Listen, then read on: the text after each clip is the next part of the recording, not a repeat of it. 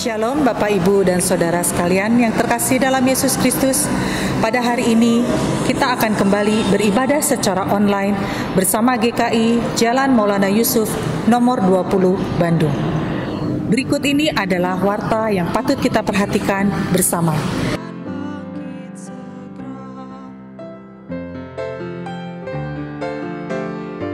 Yang perlu dipersiapkan untuk memilih penatua adalah nomor registrasi, dapat dilihat di kartu persembahan bulanan. Nama lengkap, alamat email, dan password. Tahapan: daftar sebagai pemilih. Pertama kali Anda perlu mendaftar sebagai pemilih dengan mengunjungi website yang ada di website GKI Maulana Yusuf dan daftar sebagai pemilih. Kemudian isi nomor registrasi dan nama lengkap.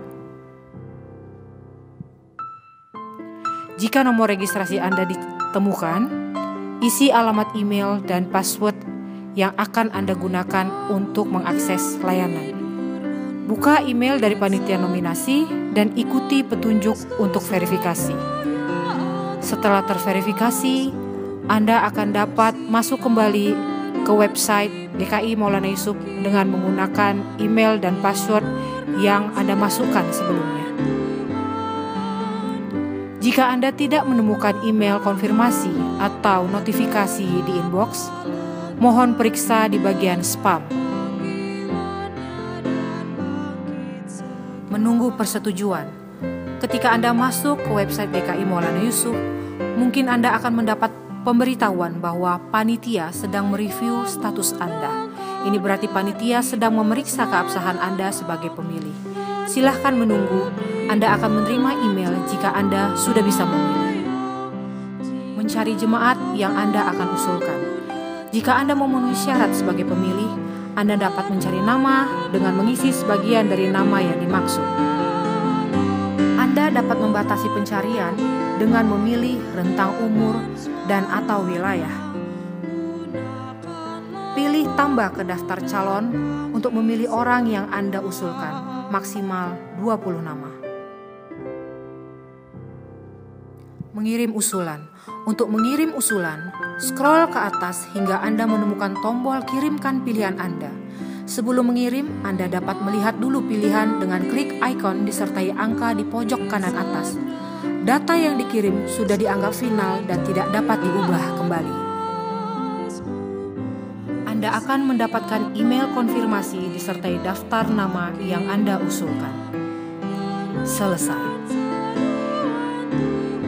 Batas pengiriman usulan nama bakal calon sampai tanggal 15 November 2020 pukul 23.59 waktu Indonesia Barat. Pengiriman melebihi waktu tersebut otomatis akan ditolak. Pemilihan juga dapat dilakukan secara manual dengan mendatangi Sekretariat GKI Maulana Yusuf pada hari dan jam kerja.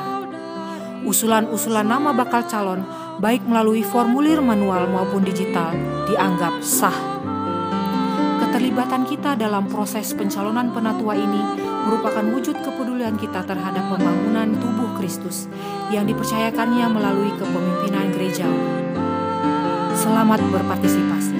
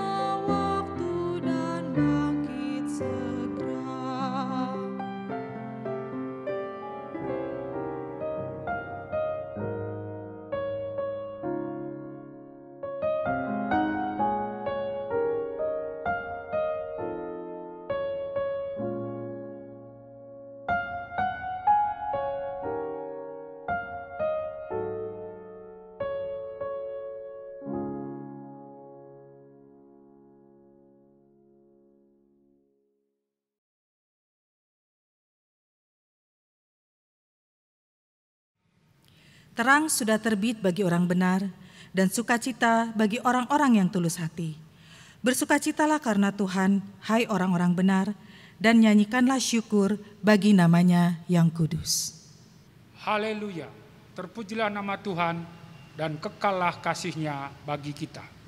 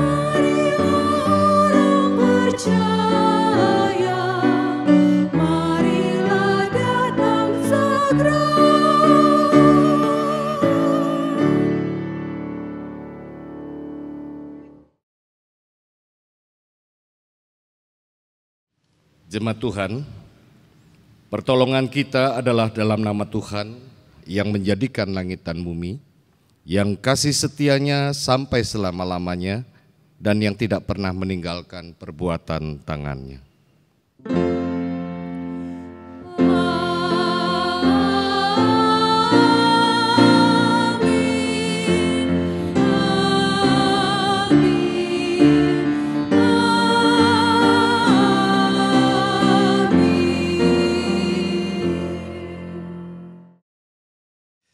Damai sejahtera dari Allah Bapa kita dan dari Tuhan Yesus Kristus menyertai saudara sekalian.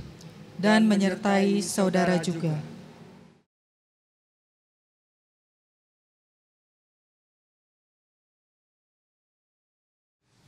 Bapak Ibu yang dikasihi oleh Tuhan Yesus, bijaksana dan antisipatif.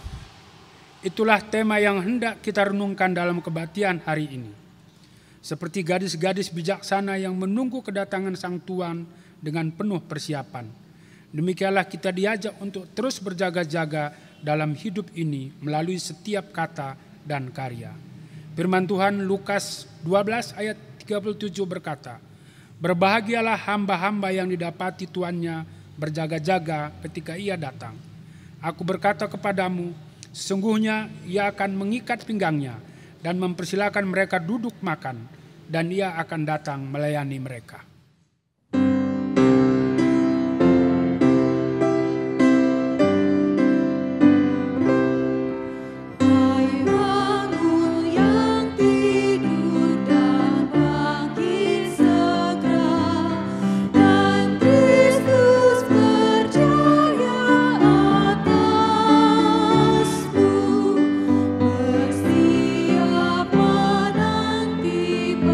Penghakiman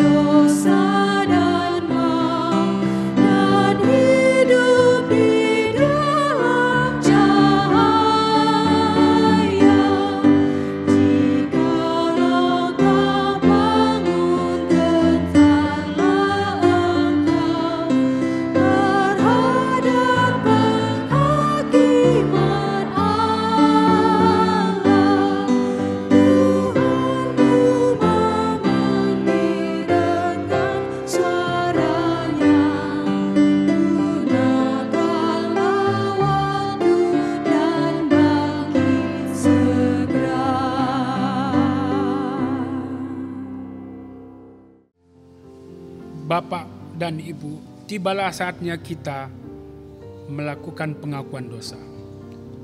Marilah kita hening sejenak dan menaikkan doa pengakuan dosa kita secara pribadi lepas pribadi.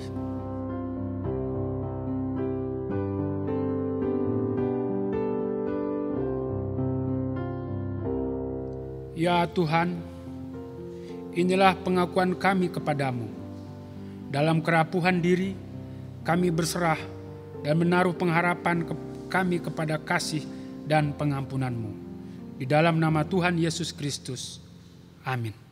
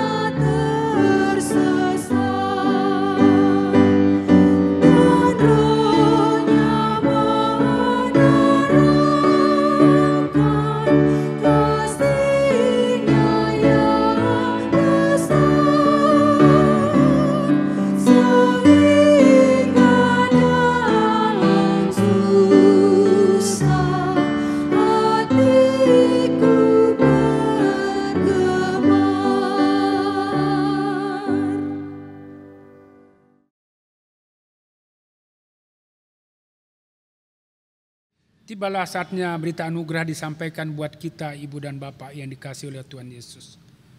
Kepada kita yang sungguh-sungguh menyesali segala dosa dan kesalahan kita, dengarkanlah berita anugerah dari Tuhan yang diambil dari Titus 2 ayat 11 sampai dengan 13 yang berkata, "Karena kasih karunia Allah yang menyelamatkan semua manusia sudah nyata, yang mendidik kita supaya kita meninggalkan kefasikan dan keinginan-keinginan duniawi, dan supaya kita hidup bijaksana, adil, dan beribadah di dalam dunia sekarang ini dengan menantikan penggenapan pengharapan kita yang penuh bahagia dan pernyataan kemuliaan Allah yang maha besar dan juru selamat kita, Yesus Kristus. Di dalam Kristus engkau telah diampuni. Di dalam Kristus engkau pun telah diampuni. Damai Kristus bagimu. Damai Kristus bagimu juga. Darahnya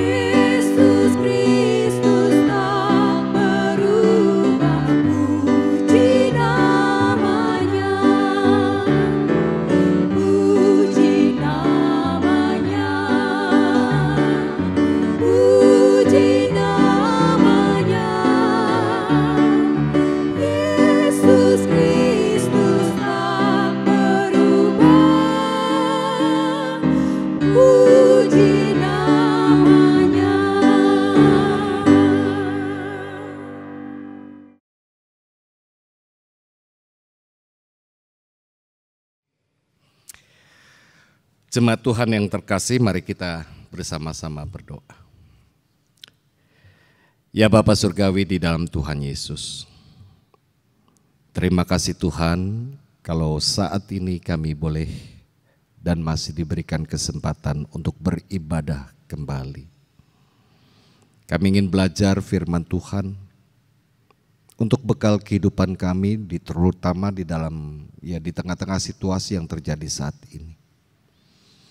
Karenanya kami mohon, urapi kami dengan kuasa Roh Kudus-Mu, agar apa yang kami baca, kami dengar, kami pahami bersama, sungguh membuat kami mengerti akan apa yang memang Tuhan kehendaki untuk kami lakukan, kami sikapi di dalam kehidupan. Dan disitulah terpancar iman percaya kami kepadamu.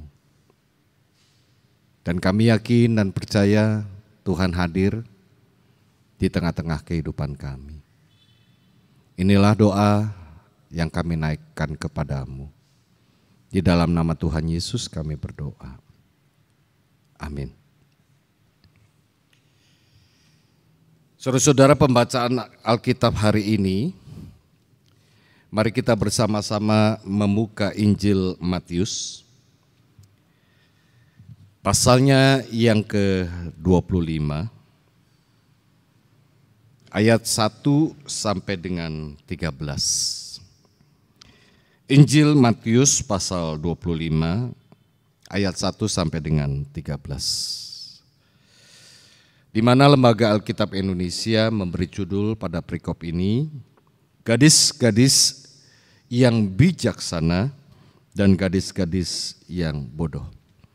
Akan saya bacakan untuk kita semua demikian. Pada waktu itu hal kerajaan sorga, seumpama 10 gadis yang mengambil pelitanya dan pergi menyongsong mempelai laki-laki. 5 di antaranya bodoh dan 5 bijaksana. Gadis-gadis yang bodoh itu membawa pelitanya tetapi tidak membawa minyak. Sedangkan gadis-gadis yang bijaksana itu membawa pelitanya dan juga minyak dalam buli-buli mereka. Tetapi karena mempelai itu lama tidak datang-datang juga, mengantuklah mereka semua lalu tertidur. Waktu tengah malam terdengarlah suara yang berseru, "Mempelai datang, songsonglah dia." Gadis-gadis itu pun bangun semuanya lalu membereskan pelita mereka. Gadis-gadis yang bodoh berkata kepada gadis-gadis yang bijaksana, "Berikanlah kami sedikit dari minyakmu itu, sebab pelita kami hampir padam." Tetapi jawab gadis-gadis yang bijaksana itu, "Tidak, nanti tidak cukup untuk kami dan untuk kamu. Lebih baik kamu pergi kepada penjual minyak dan beli di situ." Akan tetapi waktu mereka sedang pergi untuk membelinya, datanglah mempelai itu dan mereka yang telah siap sedia untuk masuk bersama-sama dengan dia ke ruang perjamuan kawin. Lalu pintu ditutup. Kemudian datang juga gadis-gadis yang lain itu dan berkata, "Tuan, Tuan, bukakanlah kami pintu." Tetapi ia menjawab, "Aku berkata kepadamu, sesungguhnya aku tidak mengenal kamu. Karena itu berjaga-jagalah sebab kamu tidak tahu akan hari maupun akan saatnya." Demikian pembacaan Alkitab. Saudara-saudara yang berbahagia adalah setiap kita yang membaca dan yang mendengar, terlebih yang memelihara firman Tuhan di dalam kehidupannya. Haleluya.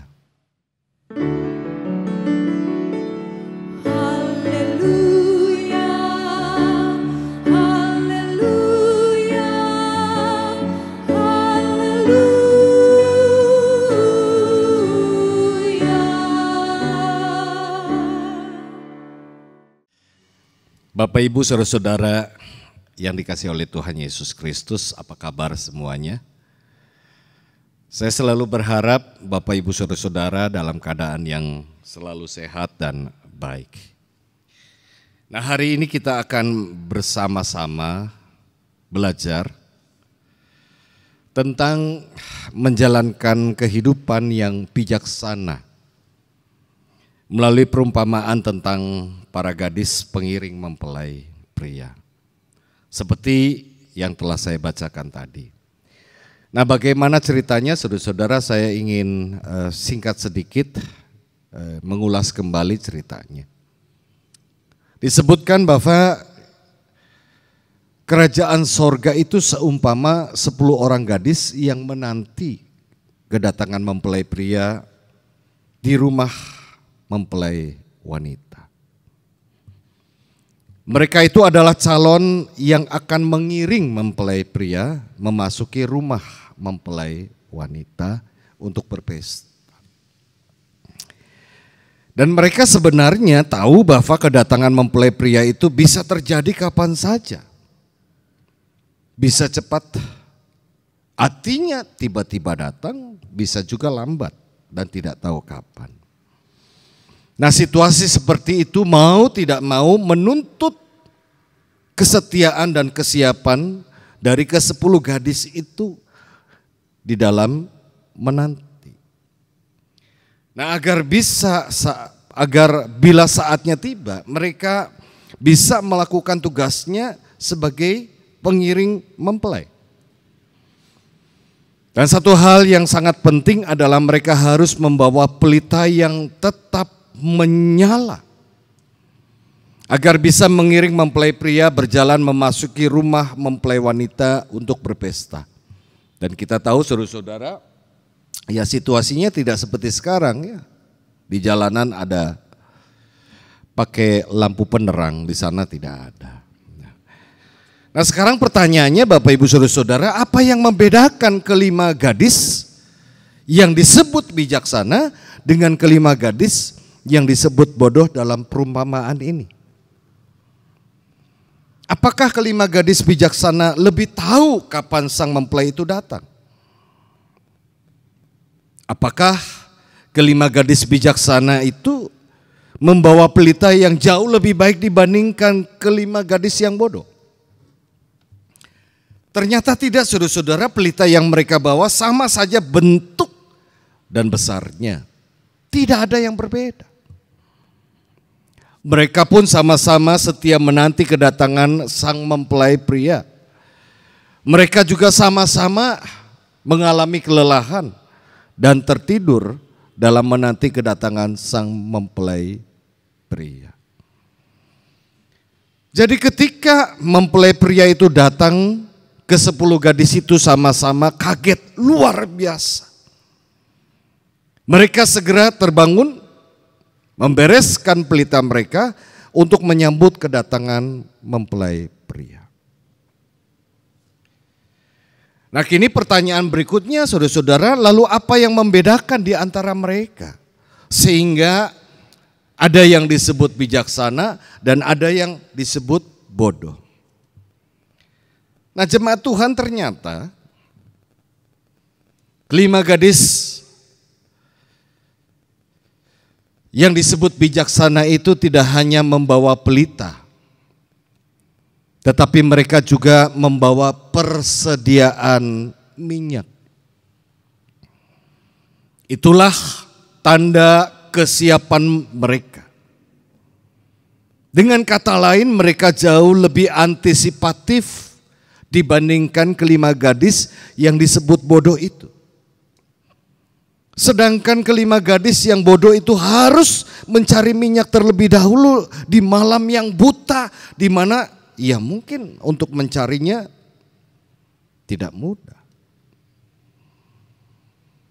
Sehingga akhirnya sekalipun mereka mendapatkan minyak, toh percuma saja, mereka sudah terlambat karena pintu sudah ditutup rapat. Dan ini menjadi bukti bahwa mereka tidak melakukan tugasnya dengan baik. Nah, saudaraku, jadi sebenarnya perumpamaan yang disampaikan oleh Tuhan Yesus ini begitu familiar di kalangan Yahudi saat itu. Sebab memang demikianlah yang diatur adat Yahudi saat itu ketika ada pernikahan. Maka ditunjuklah gadis-gadis yang akan menyambut mempelai pria yang datang ke rumah mempelai wanita untuk berpesta. Dan mereka juga sangat mengerti bahwa kedatangan mempelai pria selalu terjadi di malam hari dan tidak pernah tahu jam berapa. Bisa saja datang lebih awal, bisa juga sangat terlambat. Ya mungkin tidak seperti sekarang, saudara-saudara, kalau sekarang kan ada wedding organizer dan seterusnya dan sebagainya, dulu tidak ada. Ya. Karena tahu situasi yang demikian, maka para gadis pengiring itu akan melakukan segala persiapan dengan baik, terutama pelita mereka harus tetap dalam keadaan yang menyala. Tidak boleh padam. Mengapa pelita tetap harus menyala? Sebab memang tidak ada penerangan jalan sehingga pelita itu sangat dibutuhkan untuk menuntun langkah mereka memasuki rumah mempelai wanita untuk berpesta. Nah, kelima gadis disebut bijaksana sebab mereka melakukan prinsip engke kumaha. Nanti gimana? Sebelum bertugas mereka sudah melakukan segala persiapan dengan sangat baik. Mempertimbangkan segala kemungkinan yang mungkin saja bisa terjadi. Karenanya agar pelita tetap menyala dengan baik, sebab itu modal paling utama. Mereka membawa persediaan minyak yang cukup. Tetapi berbeda dengan kelima gadis yang disebut bodoh itu. Mereka berpikir, ya kumaha engke, gimana nanti? Nah, alih-alih ingin bertugas dengan baik, namun mereka justru terkesan menyepelekan keadaan. Pikir mereka yang penting jalani saja. Masalah nanti itu urusan nanti. Termasuk dalam hal menyiapkan persediaan minyak.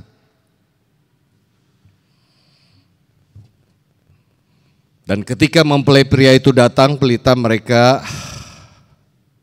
hampir padam dan tidak punya cukup waktu untuk bisa mengantar sampai ke pesta. Dan tanpa bekal minyak yang mereka bawa, pelita mereka pasti padam. Dan tanpa pelita yang menyala, mereka tidak bisa melakukan tugasnya dengan baik. Dan itu artinya mereka telah abai dan lalai dan akibatnya fatal. Pintu tertutup. Dan mereka disebut sebagai orang-orang yang gagal. Nah, jemaat Tuhan, lalu apa arti perumpamaan Tuhan ini untuk kehidupan kita saat ini? Jemaat Tuhan yang dikasihi oleh Tuhan, hidup ini terkadang dihadapkan pada situasi antara harapan dan realita. Kita berharap apa, yang terjadi justru berbeda dari yang kita harapkan. Mungkin di awal tahun 2020 lalu kita sudah membuat banyak sekali rencana. Entah ingin memulai usaha baru atau rencana untuk memperbesar usaha. Mungkin juga ada yang punya rencana ingin menikah atau ingin membangun rumah atau segalanya. Banyak rencana yang ada di dalam benak yang sudah kemudian kita buat.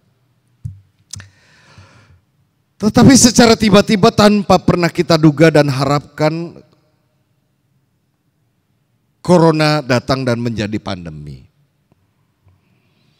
Kapan itu selesai kita tidak pernah tahu. Dampaknya semua hal yang sudah kita rencanakan terancam gagal, bahkan ada yang merasa tidak mungkin untuk bisa dilakukan. Situasi hidup yang sulit seakan semakin sulit. Ya, dalam segala hal. Dan corona menghantam hampir semua sisi kehidupan kita. Lalu saudara-saudara kita bertanya, kapan badai ini akan berlalu? Bagaimana seharusnya kita merespon keadaan yang sulit sekarang ini?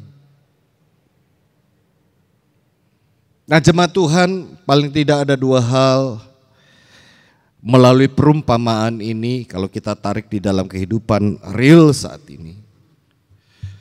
Sebagai permenungan untuk kita. Yang pertama, saudara-saudara, kita dapat terhibur manakala menyadari bahwa segala sesuatu yang terjadi di dunia ini berada dalam kedaulatan dan kekuasaan Allah. Allah mengetahui setiap detil keadaan kita dan Ia sangat peduli akan keadaan kita. Kesulitan kita, kesusahan kita. Dan karenanya saudara-saudara, serahkanlah segala khawatir kita. Dan percayakan hidup kita kepadanya cuma kepada Tuhan. Jadi sekali lagi saudara-saudara, kita dapat terhibur manakala menyadari bahwa segala sesuatu yang terjadi saat ini itu berada dalam kedaulatan dan kekuasaan Allah.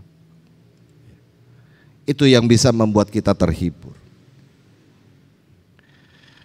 Dengan kata lain, kita belajar untuk menyerahkan segala perkara kita kepada Tuhan, dan kita belajar juga untuk menyerahkan, mempercayakan hidup kita kepada Tuhan.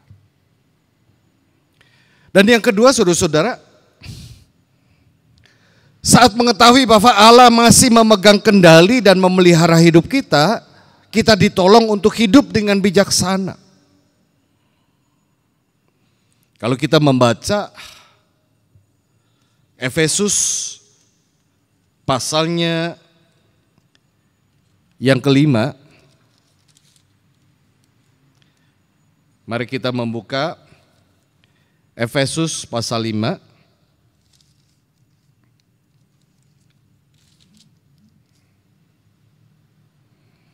Ayat yang ke-15.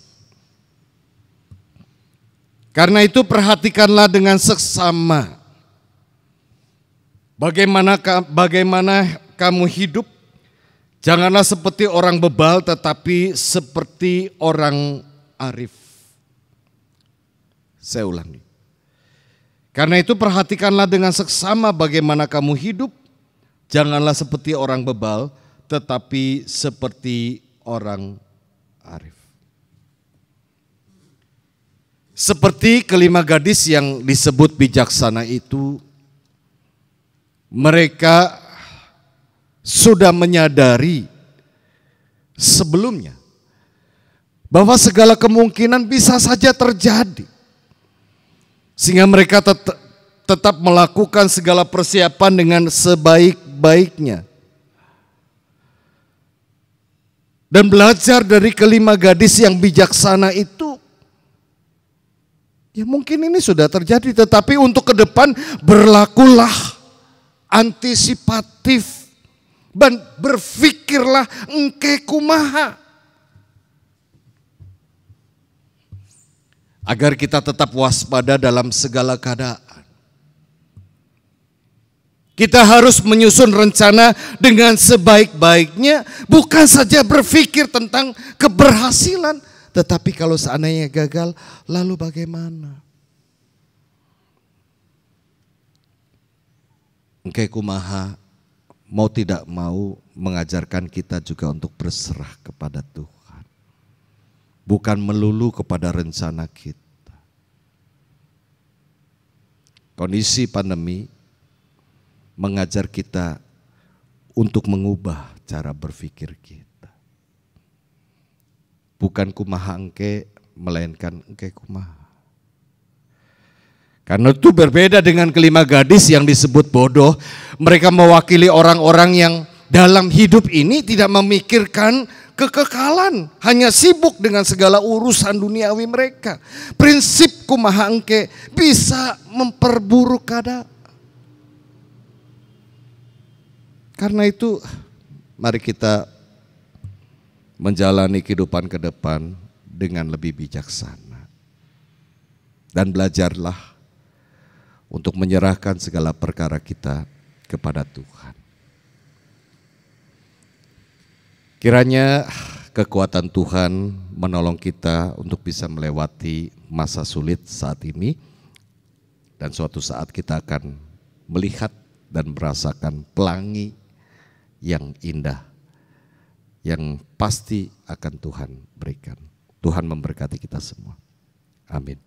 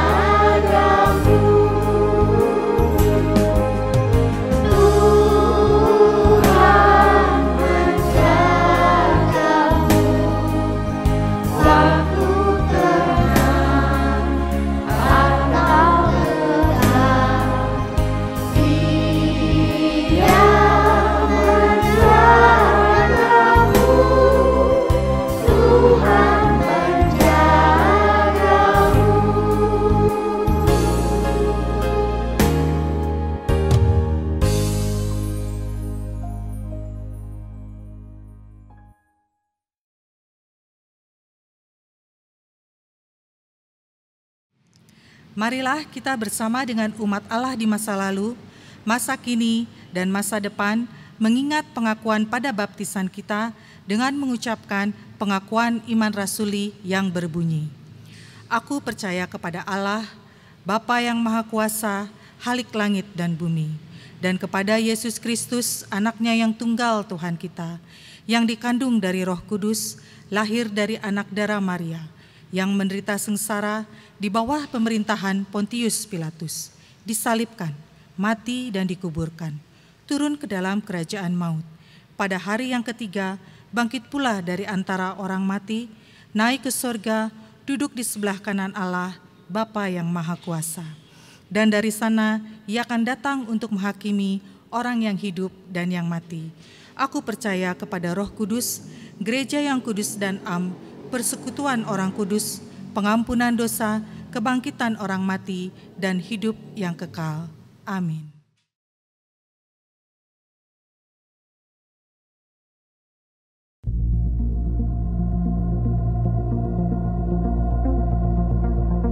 Firman Tuhan berkata, betapa indahnya kedatangan mereka yang membawa kabar baik. Syukur kepada Tuhan melalui dukungan gereja dan para mitra. Sepanjang tahun 2019, Lembaga Alkitab Indonesia telah menyebar Alkitab dan bagian-bagiannya untuk umat Tuhan di berbagai pelosok Nusantara.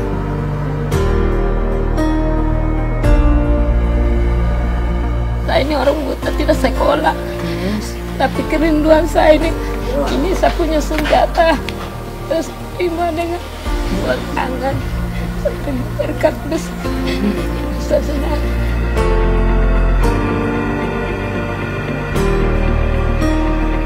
Saya menyampaikan terima kasih dan penghargaan kepada Lembaga Alkitab Indonesia yang telah melaksanakan program ini bersama dengan Sinode Gereja Kristen Injili di Tanah Papua. Kiranya Lembaga Alkitab Indonesia tetap menjadi berkat bagi seluruh umat. Terima kasih juga kepada para donatur yang telah membantu.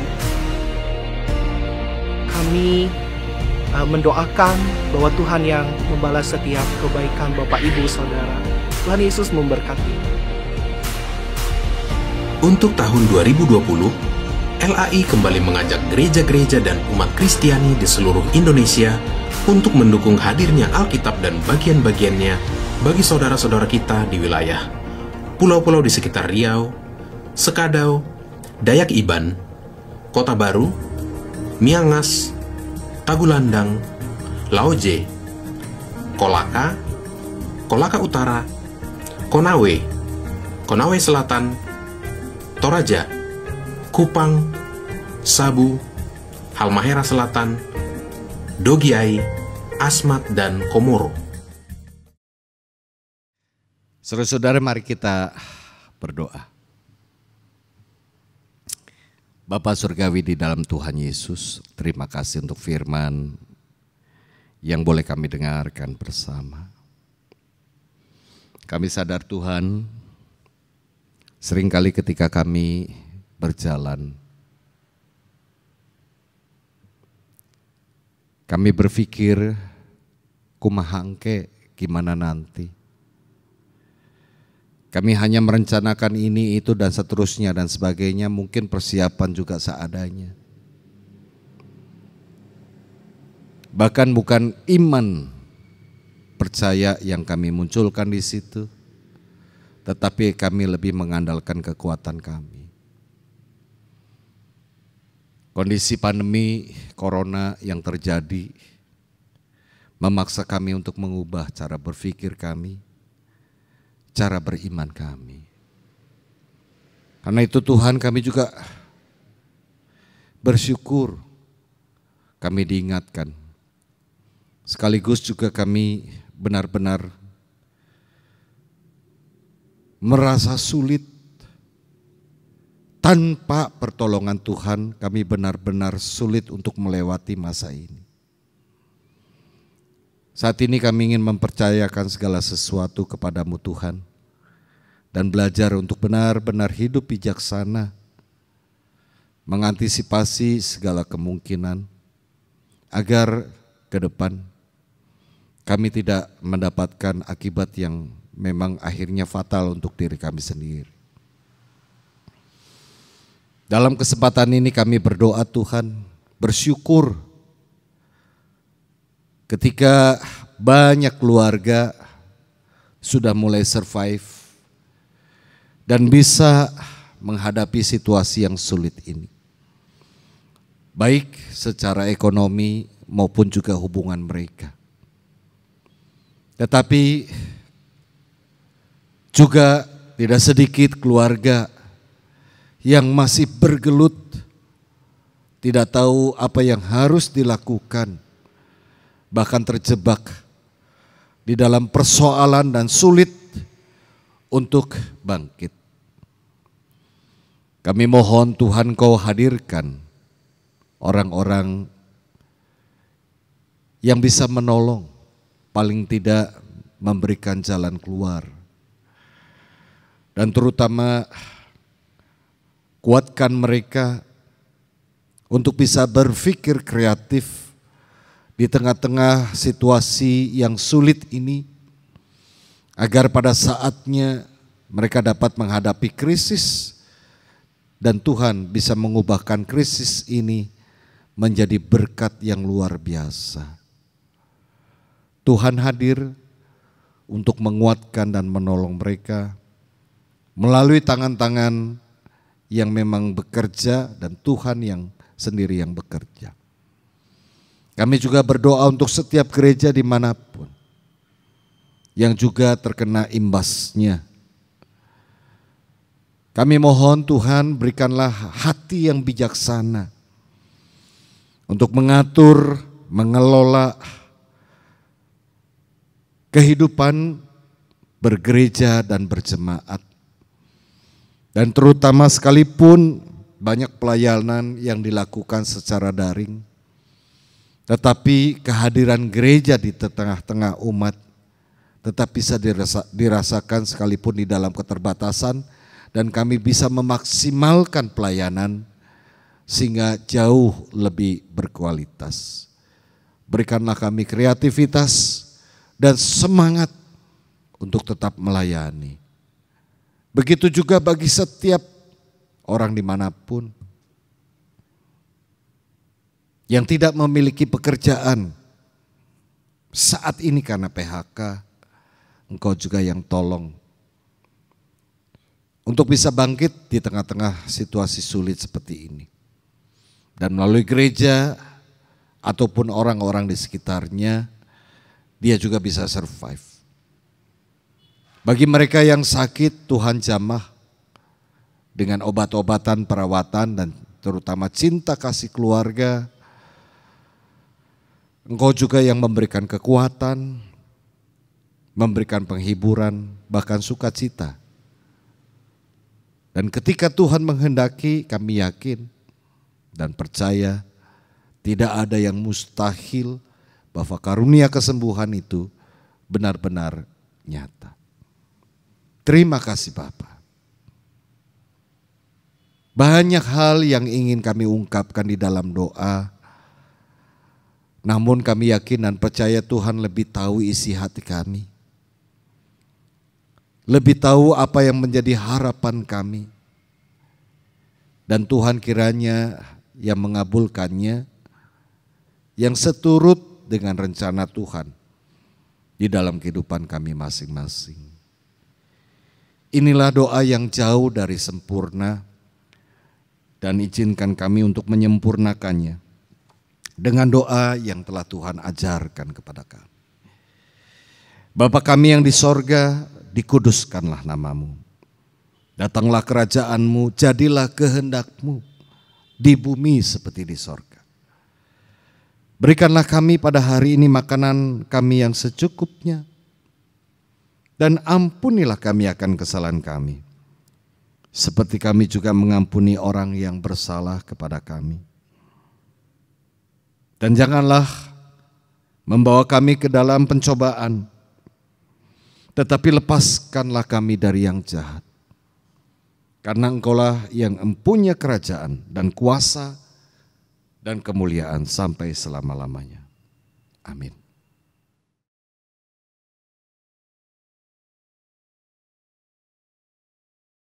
Satu Tawarik 29 ayat 12-13 berkata, sebab kekayaan dan kemuliaan berasal daripadamu, dan Engkaulah yang berkuasa atas segala-galanya.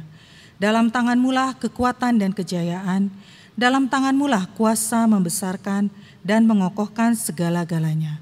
Sekarang ya Allah kami bersyukur kepadamu dan memuji namamu yang agung itu. Marilah saat ini kita menyampaikan persembahan kita kepada Tuhan dengan hati yang tulus dan penuh sukacita.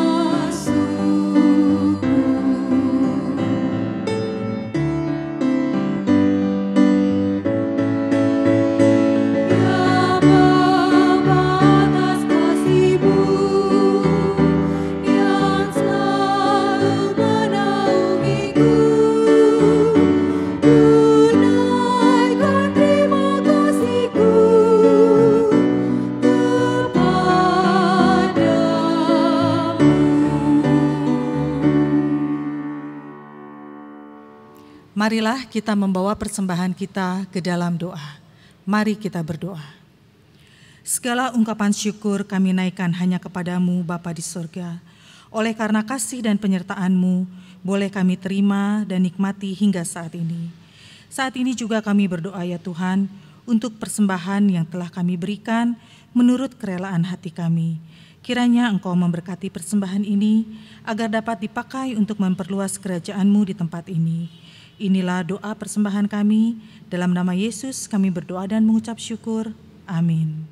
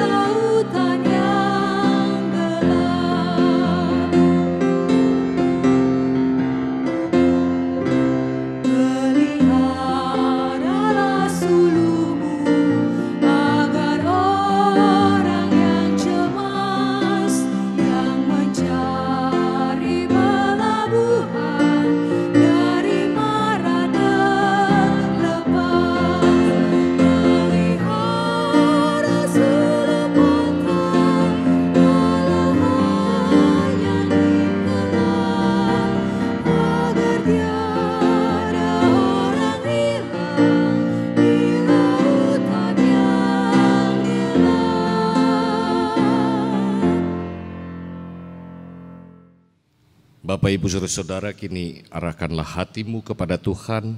Kami mengarahkan hati kami kepada Tuhan. Jadilah saksi Kristus. Syukur kepada Allah. Terpujilah Tuhan. Kini dan selamanya. Mari kita menerima berkat. Tuhan memberkati engkau dan melindungi engkau.